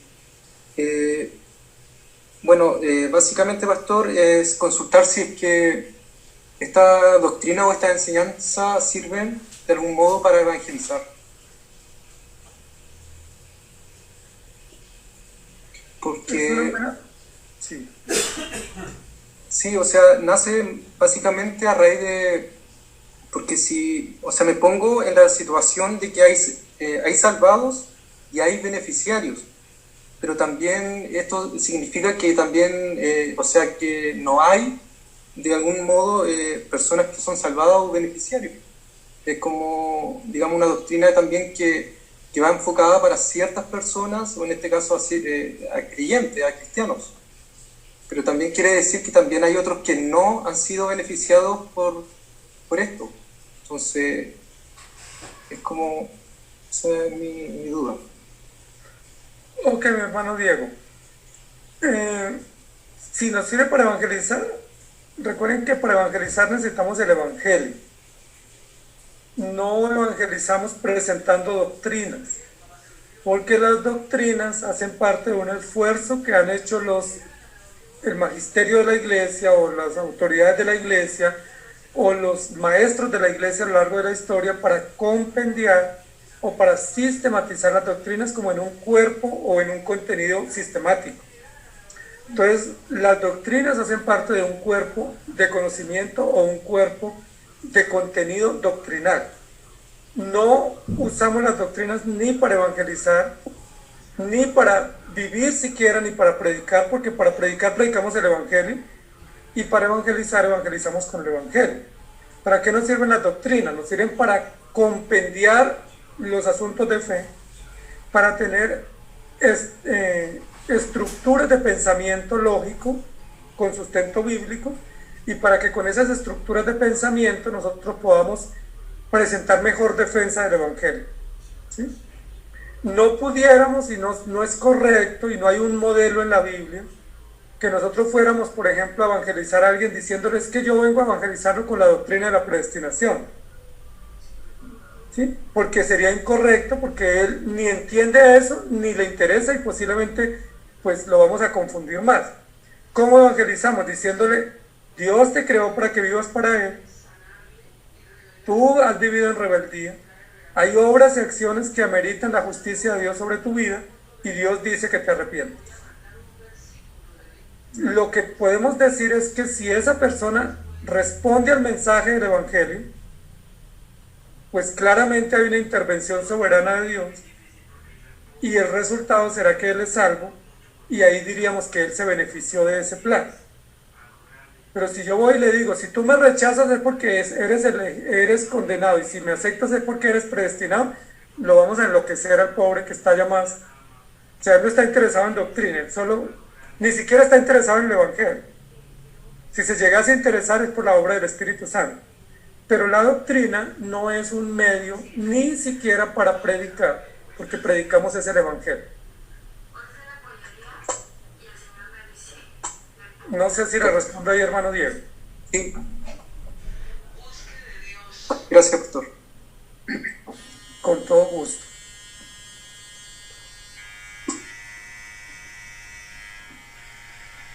Pastor, yo tengo una pregunta. Acá, ¿me escucha? Sí, te escuchamos, pero no te vemos. Ah, perdón. Eso está como la canción, te oigo, pero no te puedo ver. Perdón, es que cuando voy llegando a la casa venía escuchando mi clase en movimiento. Pero alcancé a escuchar, bueno, en una parte, perdón, tengo duda, porque escuché en una columna cuando estaba mencionando el tema del sacrificio, el pacto, pureza, pago, la compra, pero hubo una parte en donde donde no alcancé a escuchar lo del traslado, y allí tengo duda porque no lo alcancé a escuchar. En la columna de cuando nos estaba mostrando de la redención, que mencionó en una última parte el traslado, pero yo no alcancé a escucharlo y no lo comprendí muy bien. No sé si pudiera. Claro, hermano, no, con todo gusto, para eso estamos. El traslado, todos los elementos que hemos mencionado aquí son elementos de uso común en la literatura hebrea, que son figuras que eran mucho más fácil para comprender para ellos, especialmente en una sociedad ganadera, agrícola y con alta influencia de manejo de esclavos o de tráfico de esclavos, y también con una influencia pues de negocios. Recuerden que los hebreos y todas las sociedades antiguas eran muy expertas en negocios y había muchos negocios de transacciones que se operaban especialmente en la antigüedad porque no tenían los sistemas de negocio que tenemos nosotros. Entonces había intercambios, había transacciones, había negocios. Entonces esta figura del traslado tiene que ver también con un negocio. Sí, es una figura del hebreo que tiene que ver con un negocio donde si tú vas a un mercado o a una fábrica o a un almacén y compras algo, ¿tú qué haces con eso que compras?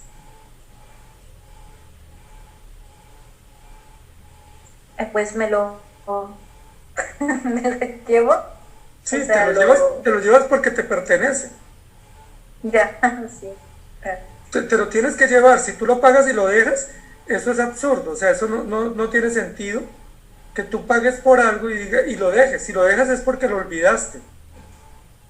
Pero si lo olvidas, pues pasas al otro día por ese paquete o por ese producto o por lo que tú ya pagaste porque eso te pertenece. Entonces, cuando la Biblia habla en términos de la redención del concepto de la figura de traslado, lo que está diciendo es que al él pagar el precio por unos esclavos o por unos hombres que ahora le pertenecen, él los traslada al lugar de su propiedad. Y ahí usa textos, podemos usar textos como los que dice que fuimos trasladados de las tinieblas a la luz, o de la muerte a la vida, o que fuimos trasladados del reino de las tinieblas a la ciudadanía celestial. Entonces sí existe en el concepto de la redención una idea implícita de traslado.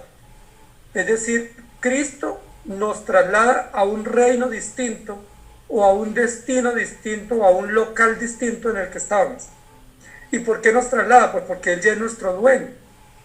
Es decir, Él funge como dueño que pagó el precio, que satisfizo todas las demandas y cumplió todas las exigencias de la ley, y pues ahora somos de su propiedad.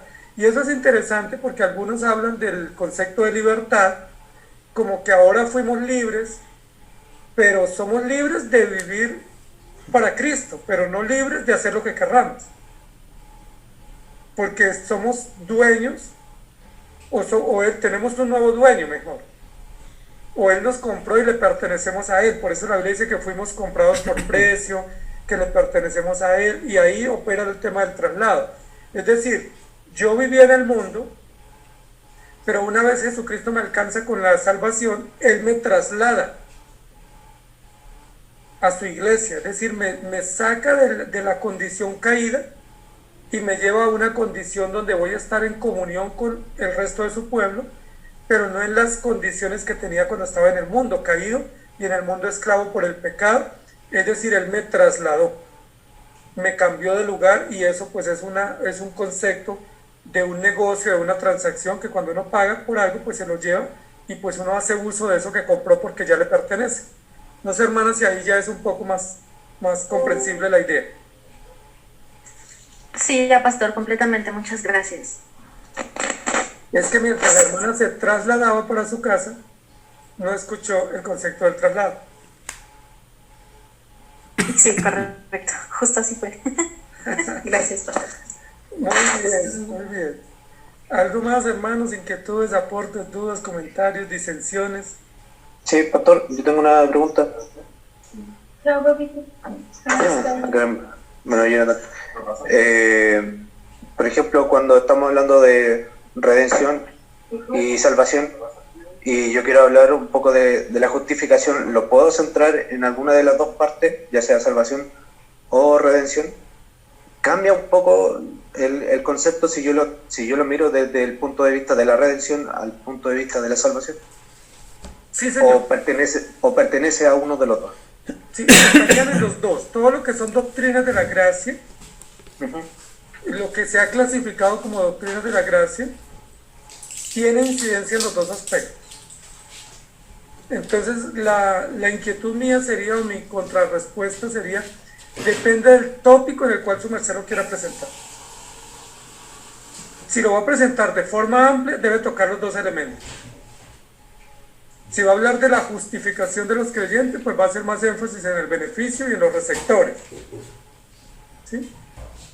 Porque es que la justificación es la justificación del pecador frente a la ley de Dios. Y en ese sentido toca las dos columnas. ¿Sí? Porque no se puede justificar a un pecador basado en qué. La justicia se basa en la ley, es con relación a la ley y al representante justo de la ley, que es Cristo. Entonces necesariamente todo lo que son doctrinas de la gracia tocan directamente las dos columnas, porque si solamente tomamos una de las columnas, nos quedaríamos con parte de la información y no con la información completa de ese aspecto de la doctrina.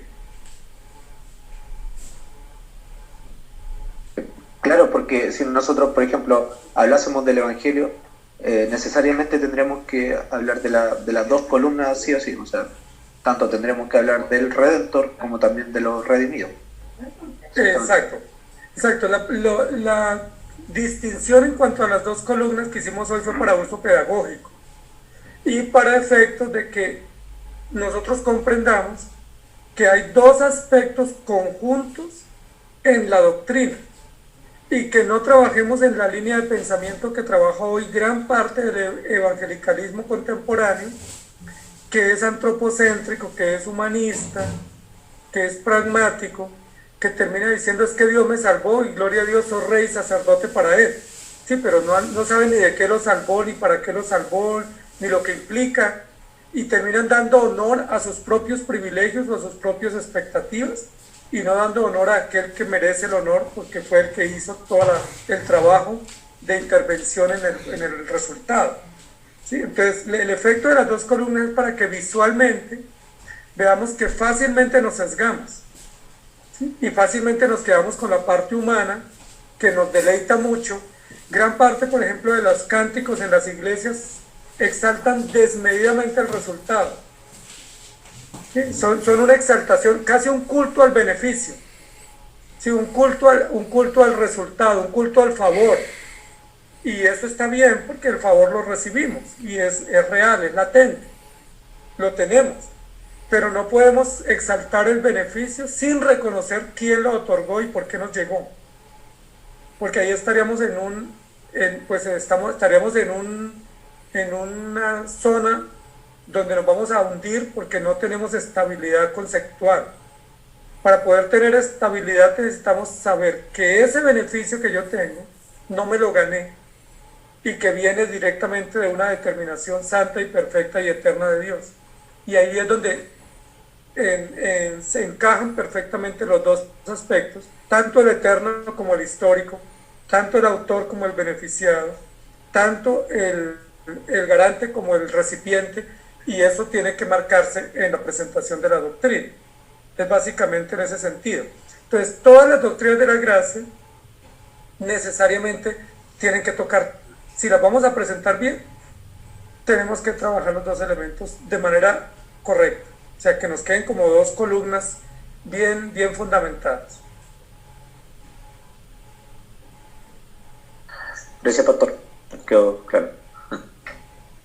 Ok, con mucho gusto, mi hermano. Pastor, buenas noches. Yo tengo una pregunta con una duda. Cuando se refirió a los usos semánticos, ¿a qué se refiere con eso? Muy bien, hermano Gonzalo. Los usos semánticos son como los significados o los sentidos que tenía ese término en los relatos bíblicos. Y entonces, cuando tú miras, por ejemplo, un término en el diccionario, tú ves que en el diccionario aparece número 1, una primera definición, número 2, una segunda definición y número 3, una tercera definición. ¿Qué es lo que nos dice el diccionario con esa explicación? Que el uso más acertado o el significado más acertado es el primero que se le da, según el diccionario. Pero que hay un segundo significado que se le puede atribuir a ese término y que puede haber un tercero y a veces un cuarto o un quinto significado o sentido que se le puede atribuir. Eso es lo que se llama uso semántico. El uso semántico son los diversos significados o diversos sentidos que se le ha dado al término. Entonces el término redención en la Biblia, que viene de una raíz de Goel, ese es un término que no tiene un solo uso, ¿sí? Sino que tiene varios usos de acuerdo a las costumbres y a las tradiciones de los pueblos antiguos. Entonces ya vimos que tenía un uso, por ejemplo, comercial, tenía un uso de negocio, tenía un uso de compra y venta de esclavos, tenía un uso en cuanto a traslado, ¿sí? Entonces tenía varios usos y eso es lo que llamamos usos semánticos, que son válidos porque cuando la Biblia dice fuisteis comprados, pues uno se imagina pues comprando un producto, ¿sí? O cuando dice pagó una deuda, pues uno se imagina con dinero. Ahí es un uso semántico distinto para efectos como de una metáfora comercial o de un ejemplo comercial o de negocio, de transacción, pero son usos que la Biblia le da. Entonces, y ahí es donde podemos trabajar en las interpretaciones y aplicaciones. Cuando la Biblia dice que él pagó el precio, pues es porque había una deuda, ¿cierto? Cuando dice que libertó, pues era porque estaban los esclavos. Cuando dice que trasladó, era porque estábamos en el lugar incorrecto, en la condición incorrecta. Y los usos semánticos nos ayudan a ampliar un poco más el significado del término. Pues algunos, por ejemplo, piensan que la redención solo tiene que ver con economía. Pero la redención tiene que ver básicamente con tres condiciones en las cuales el hombre está por el pecado, que yo las mencioné hace un momento, que tiene que ver muerte espiritual, ¿sí? Totalmente muerto, es decir, incapaz de poder decidir por sí mismo, y al estar muerto nos da vida. Ahí tiene que ver un uso que es el del sacrificio sustitutorio, ¿cierto? Para dar vida a los que están muertos, o vivificador. Dice que estábamos totalmente esclavos en delitos y pecados. Ahí tiene tanto parte de la etimología de redimir es libertad, pero también ese es un uso semántico que se le da al término en la Biblia, y es que estábamos como en un mercado de esclavos, pero esclavos del pecado, y Cristo nos compra. Y la otra condición es totalmente enemistados, ¿sí? Pues muertos esclavos y enemigos. Y al estar muerto nos da vida, al estar esclavo nos liberta y al estar enemigo nos reconcilia. Por eso hablamos de relación nueva, posición nueva y condición nueva. Entonces sí, los usos semánticos son los diversos significados o variantes que un término tiene en el uso común de una lengua y que se recrean en las traducciones y en el contenido de la Biblia para darnos a entender qué es lo que significa y ampliar el sentido del término, pues a nuestra comprensión. Me queda claro. Y entonces, ¿cuál es el uso que más se relaciona con la palabra redimido? Muy buena pregunta, hermano. Todos los anteriores.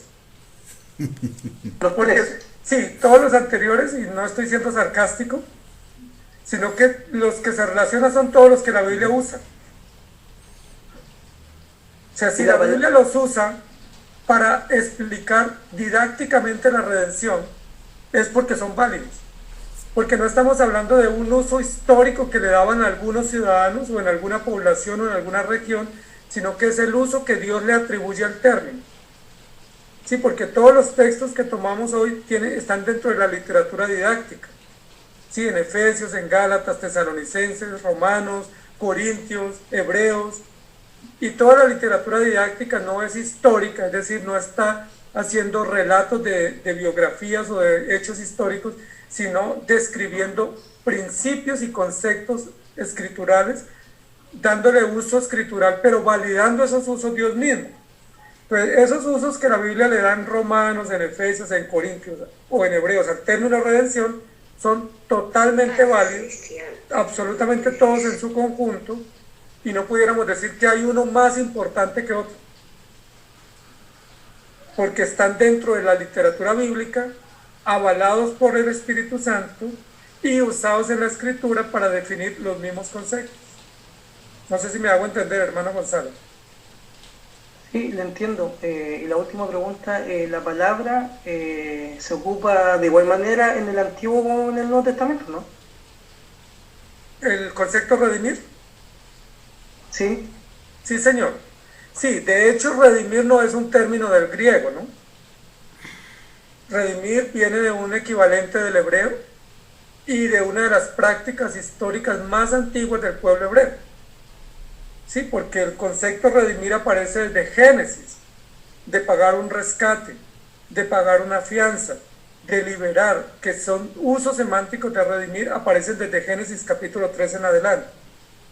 Entonces, no pudiéramos decir que la redención pertenece al Nuevo Testamento o que pertenece al pensamiento griego, sino que todo el andamiaje conceptual, todo el andamiaje descriptivo de la doctrina y de los usos de la doctrina y sentidos de la misma vienen desde lo más antiguo, especialmente de Mesopotamia y de los caldeos en Génesis, que está descrito en Génesis. Muchas gracias, apóstol. Me queda claro. Con gusto, hermano Gonzalo, con mucho gusto. Todavía tenemos tiempito. 8 minutos nos quedan según mi reloj. Pastor. Buenas Sí, noches. hermano. Sí, hermano, adelante. ¿Me podría decir brevemente qué es una economía de Dios? Ok, ese es un concepto que yo generalmente no uso, pues no soy autoridad en el tema para decir por qué lo uso o no lo debo usar, pero no estoy muy familiarizado con el uso de ese término. Sin embargo, quienes lo usan para decir que hay un programa de redención y que ese programa es un programa económico, es decir, que tiene unas implicaciones de alcance económico que se tienen que ejecutar en mayordomía. Entonces, cuando ellos hablan de la economía de Dios o la economía del reino, es qué implica ese programa y cómo ese programa se va ejecutando dosificada o porcionadamente en la historia, y en eso es lo que ellos llaman la economía de la salvación, que serían como los elementos, pero usando más bien como un concepto comercial y un elemento económico de la redención. Me parece que ese concepto está en la redención, concepto económico y comercial, solo que no es el único. Entonces ahí es donde yo tengo diferencia con el concepto, porque los teólogos que abrazan ese concepto pareciera dar a entender que el único uso de la redención es bajo el concepto económico. Si me hago entender, de transacción, de negocio, de pago, de rescate, de libertad. Y ese es un buen uso semántico del término, pero no es el único. Entonces, si yo me quedo o me caso solo con el concepto de la economía de la redención o de la economía de la salvación, estoy desconociendo otros aspectos de la salvación que no están representados en la Biblia bajo la figura de la economía. ¿Sí me hago entender? Entonces, nosotros cuando estudiamos las Escrituras, especialmente una doctrina tan central como esta, tenemos que buscar conceptos que sean abarcantes y no que reduzcan.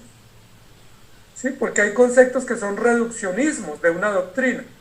Y esos conceptos, aunque sean válidos, si reducen la doctrina y dejan elementos por fuera, pues se nos cae en algún momento la argumentación si estuviéramos argumentando sobre el tema, porque no estamos abarcando la totalidad.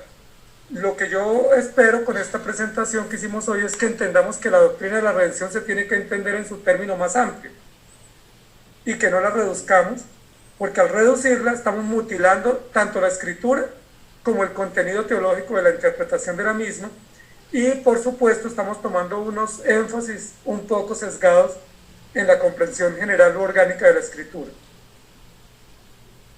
Entonces, gracias por la pregunta, hermano Iván, muy buena también. Todas son muy buenas las preguntas. Muchísimas. Creo que el curso pasado fue un curso por cómo formular preguntas.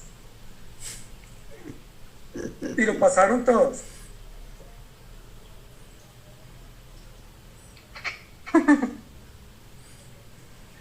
¿Cómo formular preguntas aún yendo en el transporte?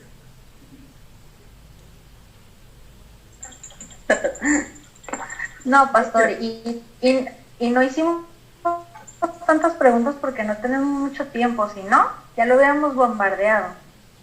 Entonces no hagan muchas para la próxima porque ya me asustaron.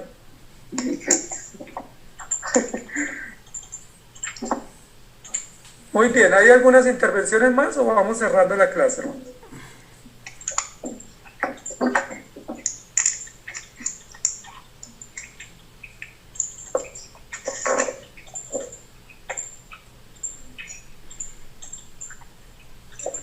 Entonces, hermanos queridos, yo espero que ustedes hayan podido entender lo que se quiso presentar hoy, Pastor Carlos. Muy bien, Pastor, muchas gracias por esta presentación. Creo que de alguna manera ha sido muy aclaratorio para todos nosotros y esperamos que puedan seguir con el mismo entusiasmo la próxima clase, y cualquier duda que tengan pueden hacerla llegar al pastor a través del grupo del seminario en WhatsApp. No tengan miedo de preguntar lo que necesitan fuera de este horario. Me imagino que también quieren saber si es que van a haber tareas o algunas asignaciones, pastor, no sé. Pastor, hay un libro de lectura. El pastor Juan José lo debe compartir, por favor, es tan amable, pastor. Ok.